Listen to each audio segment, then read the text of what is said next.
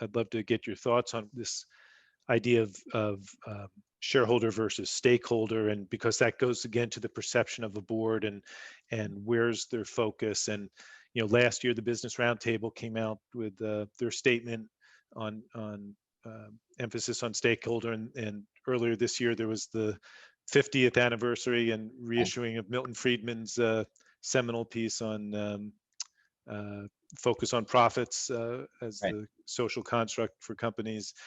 And I would love your thoughts on is Milton Friedman still right, but maybe we just need to be more nuanced, or it sort of just comes off as a little callous when taken out of context. So, given all the ESG, all the social issues, environmental issues that companies and boards are now focused on. So, would love your thoughts on how you view that dynamic. Yeah, it's a topic we spend a lot of time with our MBA students discussing. So I guess I don't think anybody is taking Friedman out of context. The context was 1970.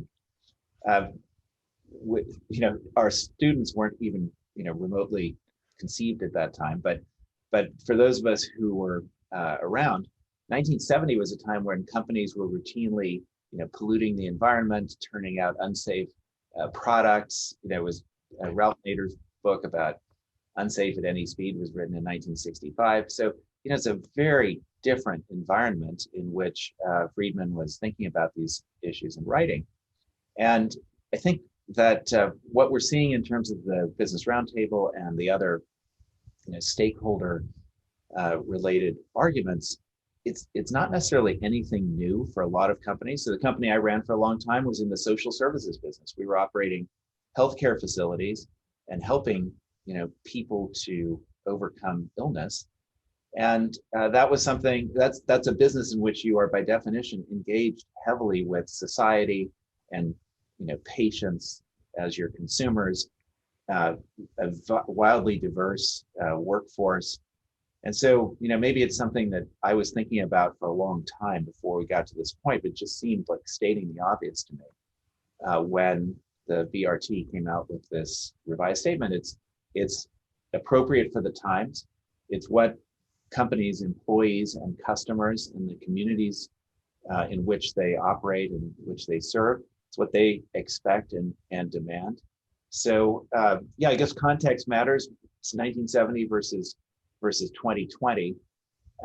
Yet shareholders, look, everyone who runs a company knows that you live every day with your employees and your customers and with society and regulators and everyone around your ecosystem, and yet your investors have special rights.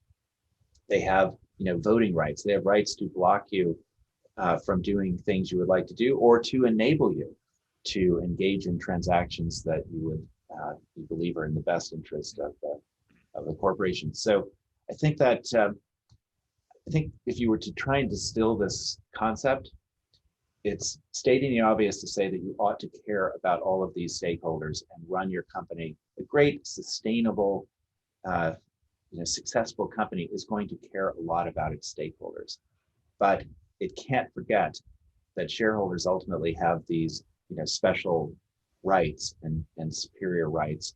And so you need to be incredibly mindful of that. And of course, it's also stating the obvious to say that if you do right by all of your stakeholders, the shareholders will be rewarded with a superior and sustainable enterprise.